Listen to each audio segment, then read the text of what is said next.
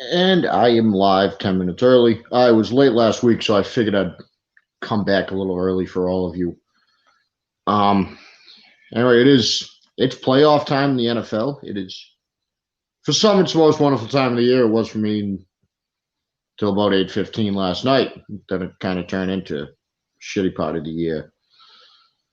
Um, what does that bring us right to? I'm gonna jump right into it. I didn't bring anyone on today because I'm not really in the mood to talk to anybody. Um, Saturday recap. We had the Bengals and the Raiders last night. Good for Cincinnati. You won your first playoff game, and since before texting, as we've all seen the tweets. Joe Burrow took a big step forward this year. He was already great last year. This kid is special. He's got the goods. He's got what it takes. The throw to Uzoma over the middle last night, in particular, was an absolute thing of beauty.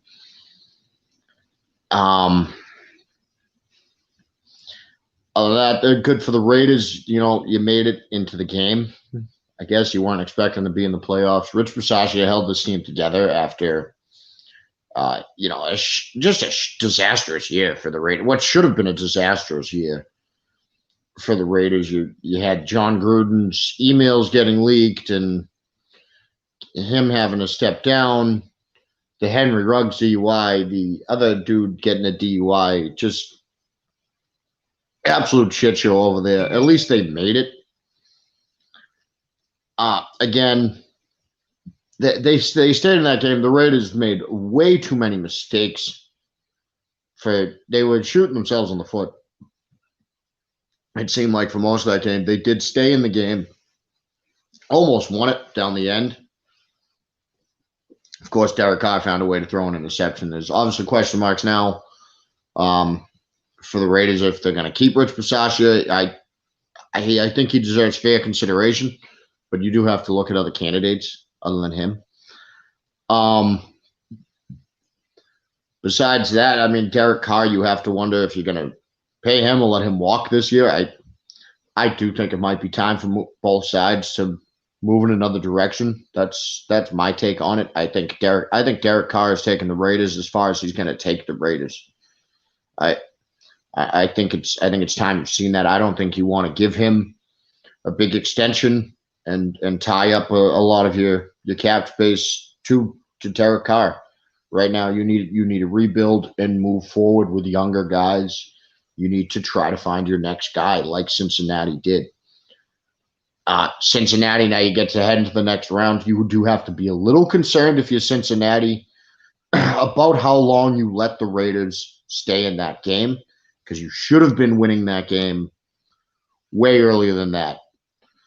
You should have been able to put that team away earlier than that, is what I mean to say. But at the same time, good for you. You made it there. Yes, Kenny, my next point. The New England game. Yeah, New England got their fucking ass kicked last night. Buffalo played a perfect game on offense. It was a historically bad performance by the defense. They just did not show up to play. Buffalo's better than them. Yes, Buffalo is better than them. They took out 20 years of pent-up aggression on us. It sucked. It was painful. Playoff losses sting, and playoff losses to Buffalo, I found out, really sting. Who knew? No one knew, because we've tormented Buffalo for 20 years, and that's why they blew their load last night and let out their whole playbook. But again, New England wasn't supposed to be here. New England was 7-9 last year with a historically bad offense. We had loads of question marks coming this season. We thought Cam Newton might be the starter at one point. We didn't know. And then we drafted him. We didn't know what this kid was going to be. We didn't know what any of this offense was going to be. It turns out Mac Jones is special. He is special. I think it's obvious to anyone with eyes, and that is not being extremely biased against the Patriots, that he's for real. Last night, 2 interceptions, neither of them are his fault. The first interception was a fantastic play by Hyde. Absolutely fantastic play. The second one was a tip ball off the tight end's hands. a Buffalo player caught diving in the ground. It was a night that went Buffalo's way and didn't go his way. He will get better. We just talked about Joe Burrow got a lot better. Josh Allen in his rookie year was abysmal. This kid is good. He is very good now. Brian Daboll is obviously getting head coaching interviews this year.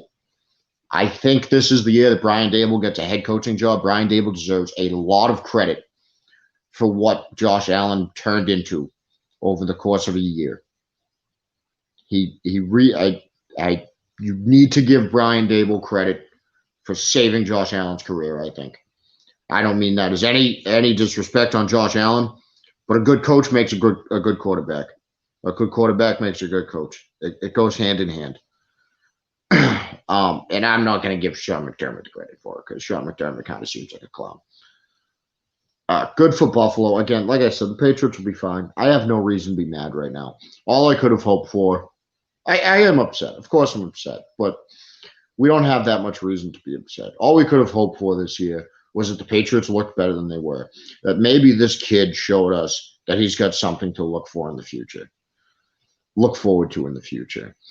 And maybe we could have hoped to make it in the playoffs. And then we went 2-4, and it was like, well, shit. We ain't making the playoffs. And they did. They ended up 9-4 at one point. They have 11-7. Over 11-6 overall. I mean 10-7. It's fucking, those numbers are gonna screw with me. But they improved their season. They held in there against some better teams in the NFL, like early on with the Bucs. They obviously found something in the kid Mac Jones. They hit a home run with the first 3 picks in the draft with Mac, Barmore, and Ramondre Stevenson are all fantastic to me. I'm looking forward to next year. I'm looking forward to the next draft. You're gonna see a lot of these older guys, Hightower, McCourty, maybe Slater, are all maybe retiring. Hightower's contract is up specifically. Isaiah Wynn's contract is up. The decisions we made there. But I'm looking forward to it. There's no reason to not be optimistic about the Patriots because, well, we just had the greatest 20 years in the history of the NFL. Don't forget, folks, this episode is brought to you by glitchenergy.com. You can use code BCMG for 25% off. Today we have 3 games today. I don't know why the NFL did a fucking Monday night playoff game. I will bitch more about that in a few minutes. That is ridiculous to me. First up, 1 o'clock. We got the Bucs and the Eagles. Tampa Bay is favored by 7. I do think Tampa Bay will cover the spread. Good for Philadelphia for making it here. I do think Philadelphia can present some problems to the Bucs with their running game, as Tampa has not been that great against the run this year, but I do not think they have enough firepower to beat Mr. Tom Brady. And the loaded offense, Tom Brady is the MVP of the NFL this year. I put that into context. He is about to win his 4th MVP, and is about to win an MVP in 3 different decades in the NFL. 3 different decades.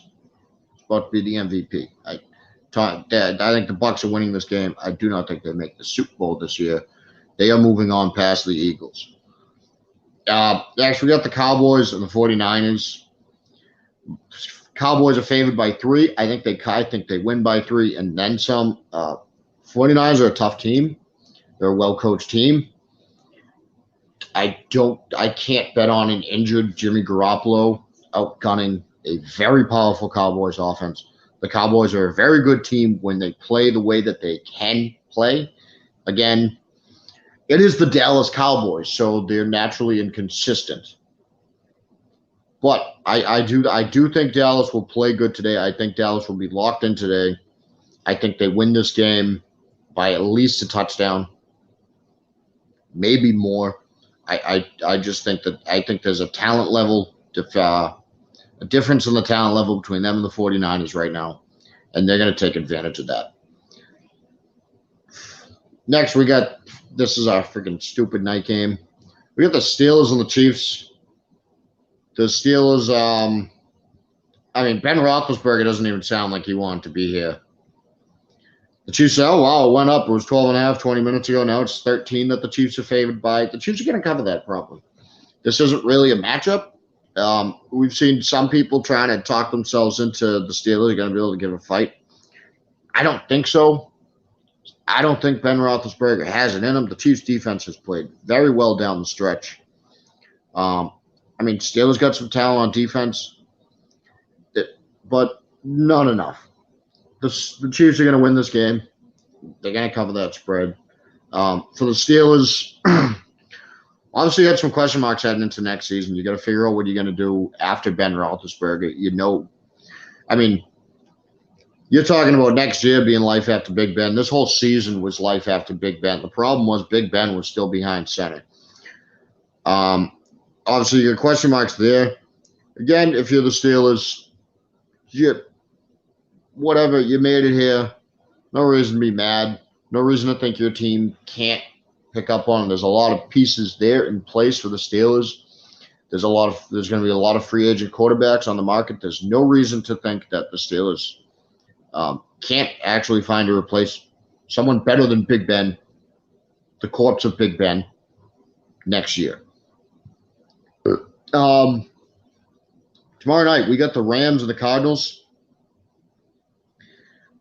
This is a weird game to me. I'm going to bitch about this. A Monday night playoff game is one of the stupidest ideas that they have ever had in the NFL. That is pissing me the fuck off. I can barely ever watch the Monday night games because I have to be up at 4:30 in the morning, and they don't start until 8:30 at night.